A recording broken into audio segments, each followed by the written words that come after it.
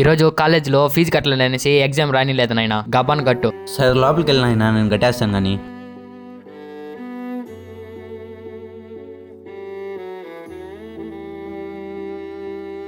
అయినా కాలేజ్కి వెళ్ళి ఫీజు కట్టేశాను. నువ్వు కాలేజ్కి వెళ్ళి ఎగ్జామ్ రాయలేను ఆయన. కాలేజ్ ఫీజు కట్టకుండా ఎలా ఎగ్జామ్ రాసావు? మా నాన్న ఎప్పుడో కట్టేశాడు రా. ఏరా ఎగ్జామ్ ఎట్లా రాసావు? అయిపోయిందన్నా. ఏరా మీ అబ్బు గోలేలా ఉంది? బాగుందన్నా. ఏరా మీ నాయన పనికి వస్తాడు, మధ్యలో సాగులు చెప్పేసి వెళ్ళిపోతాడు. తీసుకున్న అప్పు ఎవరు కట్టేది? డబ్బులా? ఏం డబ్బులన్నా? ఇంతకుముందు తీసుకున్న డబ్బుకే వగలేదు, మళ్ళీ డబ్బులు అడుగుతున్నావా? అన్న ఈ ఒక్కసారి కన్నా మీకు పని చేసి 2 నెలల్లో మీ అప్పు తీర్చేస్తాను అన్న. ప్లీజ్ అన్న ఈ ఒక్కసారి చూడండి అన్న. అసలు నీకెందుకు ఇప్పుడు డబ్బులు? అన్న పిల్లోడు ఫీజు కట్టాలన్న, వాడు ఫ్యూచర్ అన్న. ప్లీజ్ అన్న.